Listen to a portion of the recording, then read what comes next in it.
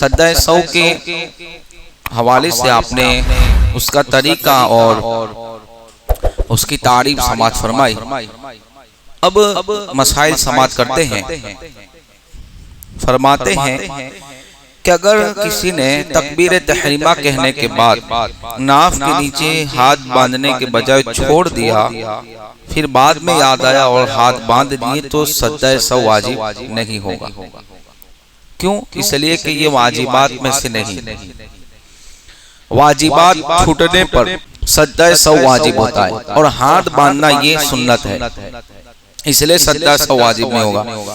پھر فرماتے ہیں کہ ثنا پڑھنے کے بعد نماز جب شروع کرتے ہیں، ثنا پہلے پڑھیں گے اور سبحانک اللہم سے آغاز کریں گے، ثنا نہیں بولیں گے. ثنا چونکہ دعا کا نام ہے، ڈائریکٹ ہم کہیں گے سبحانک اللہم، پھر اس کے بعد بسم اللہ، اعوذ بسم اللہ. یہ چیزیں بھول گئے تو نماز ہو جائے گی. سجدہ سہو کرنے کی حاجت نہیں ہے، اس لیے کہ یہ مستحسن اور سنت میں شامل ہے.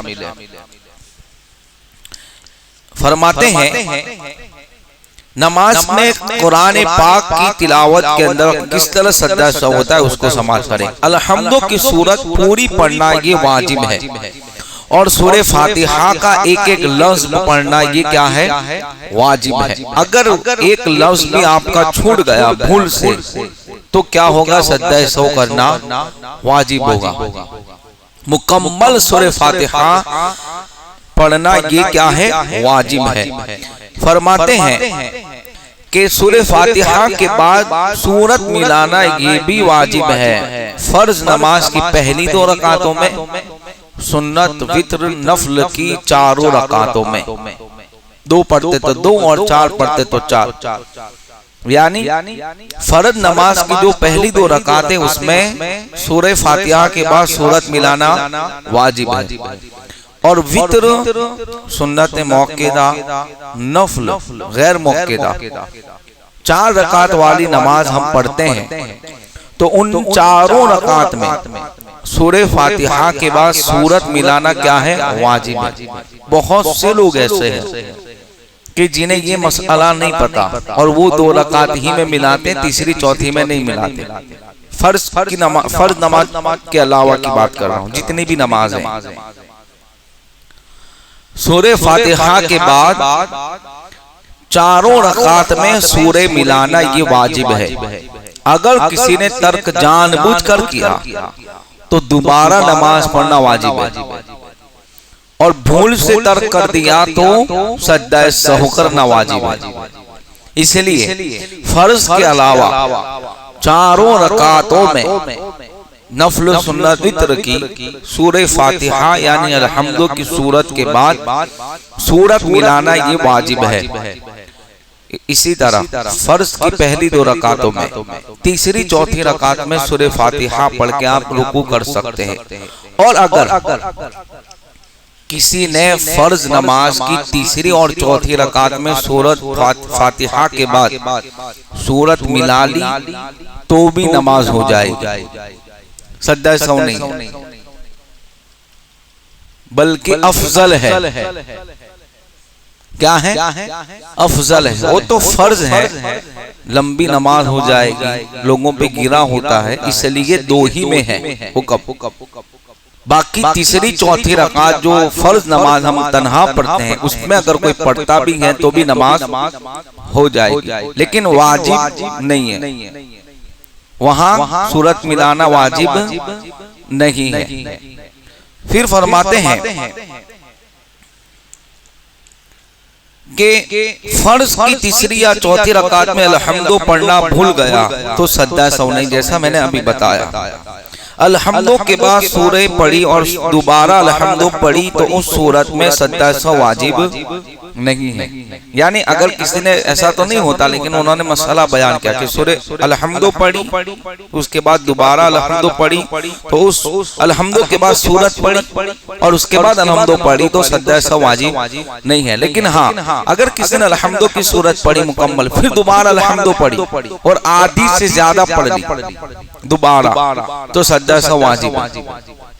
اس لیے کہ ایک ایمان الحمدو کی سورت بھی پڑھنا ہے اور اس کے بعد دوسری سورت پڑھیں گے اور سیدھے رکوع میں جائیں گے. کبھی ایسا بھی ہوتا ہے کہ سورہ فاتحہ کے بعد ہمیں ٹائم لگتا ہے سورت سوچنے میں کہ کون سی پڑھوں. اگر 3 مرتبہ سبحان اللہ کہا جائے اتنا وقت آپ نے سورہ فاتحہ کے بعد سوچنے میں ٹائم لگایا کہ میں کون سی سورت پڑھوں اور 3 بار سبحان اللہ کہا جائے اتنا وقت گزر گیا تو اب سجدہ سہو واجب ہو جائے گا. تو کہیں گے آپ کیوں؟ تو فرمایا کہ سورہ فاتحہ کے بعد فوراً سورت ملانا یہ واجب ہے سورہ فاتحہ کے بعد. اور یہ مسئلہ انہوں نے جو بیان کیا ایسا ہوتا بھی ہے. ہم کبھی کبھی سوچتے کہ کون سی پڑھوں اتنے میں ٹائم اتنا نکل گیا کہ 3 مرتبہ کوئی تسبیح پڑھ لے سبحان اللہ سبحان اللہ سبحان اللہ اتنا وقت گزر گیا تو اب کیا ہوگا سجدہ سہو کرنا واجب ہو جائے گا. فرماتے ہیں نفل و سنت اور وتر کی کسی رکعت میں خواہ پہلی والی ہو یا بعد والی سورہ ملانے سے پہلے الحمدللہ اگر 2 بار پڑھ لیا تو سجدہ سہو واجب ہے.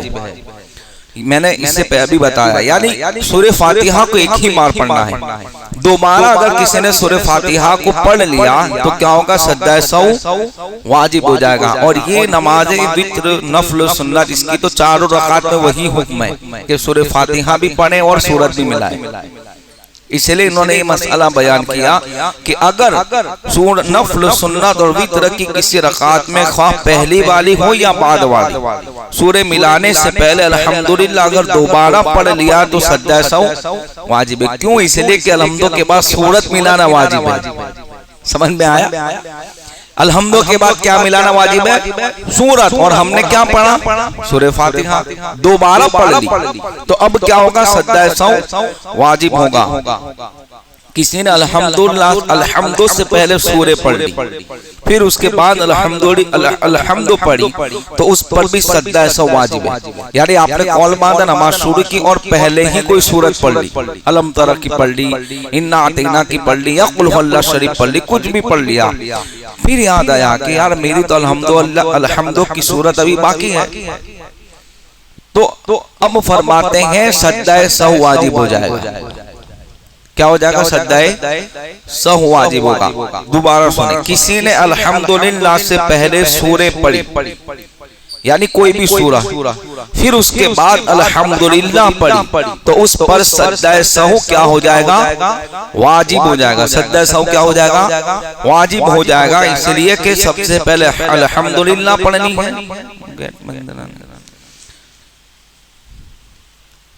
اس لیے کہ پہلے الحمدللہ پڑھنی ہے اور اس کے بعد کیا کرنا ہے؟ سورت ملانا ہے.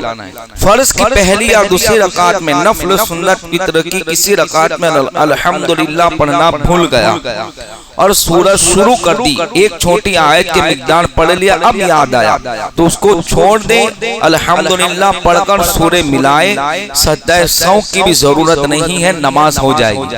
اس مسئلے کو خاص سنیں. اس سے پہلے جو مسئلہ بیان کیا اس میں آپ نے پوری سورت پڑھ لی اور اس مسئلے میں یہ ہے کہ فرض کی پہلی 2 رکعت اس لیے کہ فرض کی پہلی 2 رکعت میں سورت ملانا کیا ہے؟ واجب ہے. اور اس کے علاوہ سنت وتر نفل کی ہر رکعت میں اگر کسی نے الحمدللہ شریف پڑھنا بھول گیا اور سورت شروع کر دی اور ایک چھوٹی آیت کی مقدار ہی پڑھا تھا کہ یاد آ گیا کہ یار میری تو ابھی الحمدللہ باقی تو کیا کریں؟ اس کو چھوڑ دیں اور پھر الحمدللہ پڑھیں یعنی سورہ فاتحہ پڑھیں سورت ملائے سجدہ سہو کی بھی ضرورت نہیں نماز ہو جائے گی.